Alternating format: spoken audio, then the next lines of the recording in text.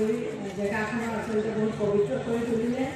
আপোনালোকৰ ইয়াত অহাই এইটো বিচাৰে যে কাৰ্বি আংলং জিলাত বহুতো উন্নয়ন আপোনাৰ আশায় আৰু এইখন ইয়াতে অনুষ্ঠিত কৰিব পৰা এইটো বিচাৰিছে যে কাৰ্বি আংলং জিলাত উন্নয়নৰ পিছত ইমান ধুনীয়া ষ্টেডিয়াম আমি আজি ইয়াত আনিছোঁ।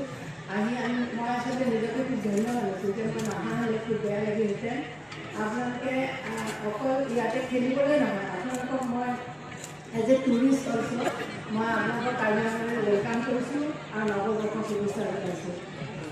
আপোনালোকে ঘূৰি গৈ নিশ্চয় কাৰ্বি আংলঙৰ বিষয়ে খুব ভালকৈ ক'ব আৰু ইয়াৰ পৰা আতিথ্যৰ বিষয়ে আপোনালোকে বহুত ভালকৈ ক'ব আৰু আপোনালোকে যাতে এইকেইদিন খুব ভালকৈ ইয়াতে থাকে আৰু খেলা ধূলা কৰে, সেইকাৰণে এই আশা ৰাখিছোঁ। মই বোকাজান ক্ৰীড়া সন্থাক ধন্যবাদ জনাইছোঁ এনে বিশেষ পদক্ষেপ লোৱাৰ বাবে।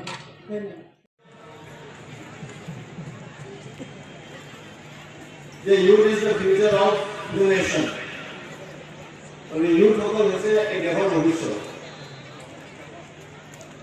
গতিকে যিসকলে আজি এই প্ৰতিযোগিতাত অংশগ্ৰহণ কৰিবলৈ আহিছে তেখেতসকলে পঢ়িও আছে, এট দ্য চেম টাইম তেওঁলোকে অন্যান্য খেলবোৰতো তেওঁলোকে অংশগ্ৰহণ কৰি আছে প্ৰতিযোগিতামূলক। তো এই যিটো খেল আৰু লগতে শিক্ষাৰ যিটো সময়ত এডুকেশ্যন পঢ়া শুনা কৰাৰ সময়ত যদি খেল শিকিবলৈ লৈছে, এই দুটা বস্তুৱে দেশক ভৱিষ্যতে গৌৰৱ কঢ়িয়াই লৈ আহিব।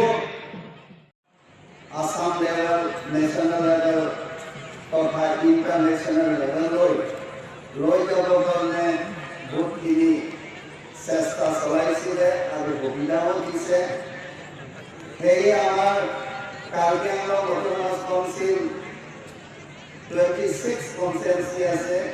সেই 26 কনষ্টিটুৱেঞ্চি স্পৰ্টছত ইণ্টাৰনেশ্যনেল লেভেলত লৈ যাবৰ কাৰণে doctor Himanta Biswa Sarma chief minister তথা আমাৰ CM sir doctor Tuniram Rohan প্ৰত্যেক কনষ্টিটুৱেঞ্চি 10 কোটিকে এই স্পৰ্টছ কমপ্লেক্স বনোৱা হৈছে আৰু বহুতখিনি কাৰ্বি আংলং ল'ৰা ছোৱালীয়ে ইণ্টাৰনেশ্যনেল লেভেললৈকে নেশ্যনেল লেভেললৈকে আমি গোল্ড মেডেল তথাপি চিলভাৰ মেডেল, ব্ৰঞ্জ মেডেল আমি বহুতখিনি লৈ আনিলোঁ।